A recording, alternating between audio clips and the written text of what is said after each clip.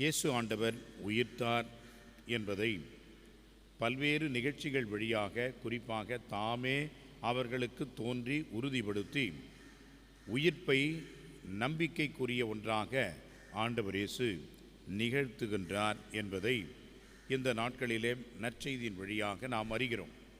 அந்த வகையிலே இன்றைக்கு வருகின்ற அந்த நற்செய்தியினுடைய கடைசி வரி இப்படியாக சொல்கிறது: இயேசு இறந்து உயிருடன் எழுப்பப்பட்ட பின்பு தன் சீடருக்கு இப்பொழுது 3ஆம் முறையாக தோன்றினார். ஆக 3ஆம் முறையாக இயேசு அவர்களுக்கு காட்சியளித்து உயிர்த்த ஆண்டவர் நானே என்று அவர் உறுதிப்படுத்துவதை பார்க்கின்றோம். இந்த நிகழ்ச்சியிலே சீமோன் பேதுரு என்று சொல்லக்கூடியவர் எப்படிப்பட்டவராக இருக்கின்றார் என்பதை நாம் ஆழ்ந்து சிந்திக்க வேண்டும். இந்த சீமோன் பேதுருவை ஆண்டவர் எதற்காக அழைத்தார், எங்கே அழைத்தார், எப்படி அழைத்தார் என்பது நமக்கு தெரியும். இந்த பேதுரு சீமோன் தன்னுடைய சகோதரர்களோடு படகிலே இருந்த வலைகளை பழுது பார்த்து கொண்டிருந்த வேளையில்தான் ஆண்டவர் இயேசு அவரிடம் சென்று என்னை பின் சென்று வாருங்கள் என்று அழைத்தார். அவர்கள் என்ன செய்தார்கள்? ஆண்டவரை பின் சென்றார்கள். பிறகு மீன் பிடிக்க அவர்கள் சென்ற பொழுது அந்த மீன்கள் ஏராளமாக அவர்களுக்கு கிடைத்தது என்று இன்றைய நற்செய்தியிலே நாம் பார்க்கின்றோம்.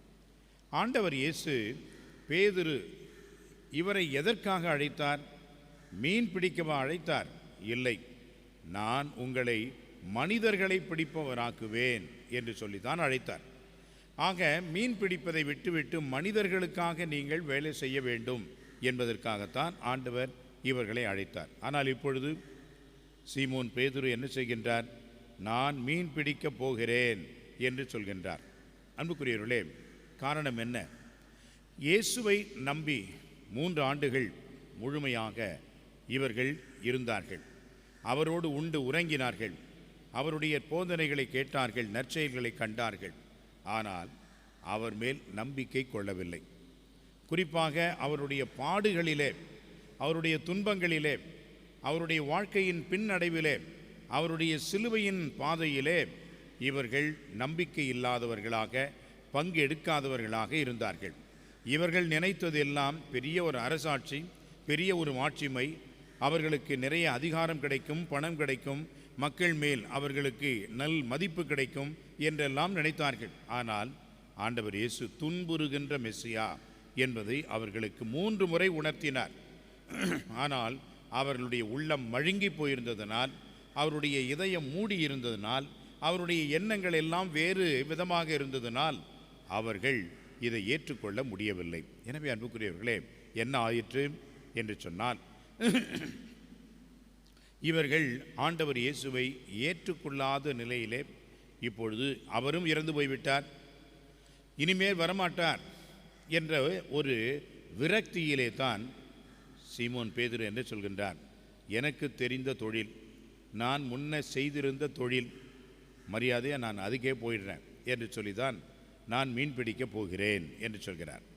உடனடியாக அவர்களிடம் மற்றவர்களிடம் என்ன சொல்கின்றார்கள்? நாங்களும் உம்மோடு வருகிறோம் என்று சொல்கின்றார்கள். நாங்களும் உம்மோடு வருகிறோம் என்று சொன்னால் எல்லோரும் சேர்ந்து பழைய தொழிலை செய்வோம், இந்த ஆளை நம்பி வீணாக போய்விட்டோம் என்று அவர்கள் நினைத்து கொண்டு தங்களுடைய பழைய வாழ்க்கையை தொடங்குகின்றார்கள். அன்புக்குரியவர்களே, ஆண்டவர் இயேசு அவருடைய வாழ்விலே தலையிடுகின்றார். அவர்களுக்கு தோன்றி ஏராளமான மீன்களை பிடிக்கின்ற அதிசயத்தை செய்கின்றார். அப்பொழுது ஆண்டவர் மீண்டுமாக அந்த அழைப்பை அவர்களுக்கு உறுதிப்படுத்துகின்றார், நினைவூட்டுகின்றார்.